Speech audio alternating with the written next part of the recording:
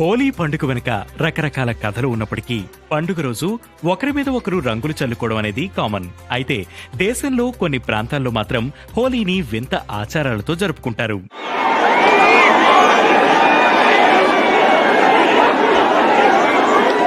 నిజామాబాద్ జిల్లా బోధన్లోని హున్సా అనే గ్రామంలో ఊళ్ళో హోలీ రోజు మగవారు పిడిగుద్దులతో ఒకరినొకరు గుద్దుకుంటారు. కొంతమందికి దెబ్బలు గట్టిగా తగులుతాయి. ఈ కార్యక్రమానికి పోలీసులు బందోబస్తు కూడా ఏర్పాటు చేస్తారు. అయితే గతంలో ఓసారి ఈ ఆట ఆడలేదు. అప్పుడు ఆ ఊళ్ళో నీళ్ల ట్యాంకు కూలిపోయింది. దీంతో ప్రతి ఏడాది హోలీ రోజు ఖచ్చితంగా ఆ ఆటను ఆడుతున్నారు.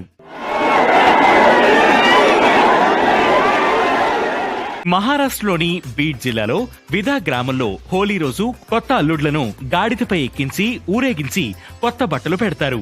హోలీ వస్తుందంటే చాలు ఈ ఊళ్ళోని కొత్త అల్లుళ్ళు పారిపోతారు. కొంతమంది దాక్కుంటారు. చివరికి వారిని వెతికి తీసుకువచ్చి ఊరేగిస్తారు.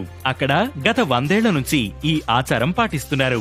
ఉత్తరప్రదేశ్ లోని బర్సానా అనే ఊరిలో హోలీ చాలా అద్భుతంగా చేస్తారు. ఇక్కడ రాధారాణి ఆలయంలో జరిగే హోలీ వేడుకలను చూసేందుకు దేశ విదేశాల నుంచి భక్తులు వస్తారు. అయితే ఈ వేడుకల్లో భాగంగా స్త్రీలు పురుషులను వెంటపడి కర్రలతో కొడతారు. పురుషులు ఆ దెబ్బలు తినేందుకు వాళ్లని పాటలతో మాటలతో రెచ్చగొడుతూ ఉంటారు. దీనిని లాత్మార్ హోలీ అని అంటారు.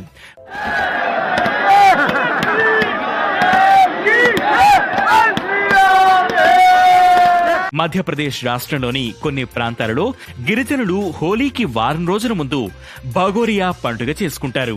ఈ పండుగల్లో పెళ్లికాని యువతీ యువకులు రంగులు చల్లుకుంటూ డాన్స్ చేస్తారు. ఈ క్రమంలో యువకుడికి ఎవరైనా యువతి నచ్చితే ఆ యువతి దగ్గరికి వెళ్లి పానిస్తాడు. ఆ యువకుడిచ్చిన పాన్ను ఆ యువతి తింటే తాను పెళ్లికి అంగీకరించినట్టే. తర్వాత ఈ ఇద్దరు పెళ్లి చేసుకుంటారు.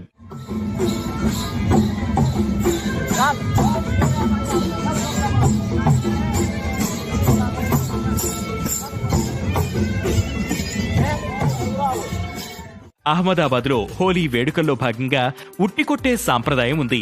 కుండలో మజ్జిగ పోసి దానిని ఒక తాడు సాయంతో వేలాడదీస్తారు. యువకులు ఆ కుండను పగలగొట్టడానికి ప్రయత్నిస్తుంటే అమ్మాయిలు వారిని ఆపేందుకు రంగు నీళ్లు చల్లుతుంటారు.